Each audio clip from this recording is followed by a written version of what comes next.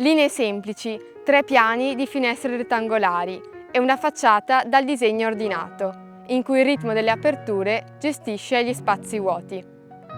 Villa Letizia Wasserman sorge a Giavera del Montello ed è costituita da un corpo principale a 3 piani e da un'ala contigua su 2 piani.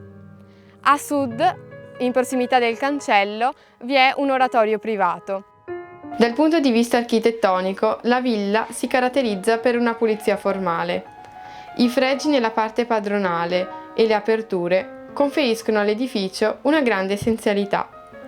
L'aspetto esteriore, dunque, seppur con differenze stilistiche tra i due corpi, si configura come un immobile unico sia per la sua continuità che per la sua composizione.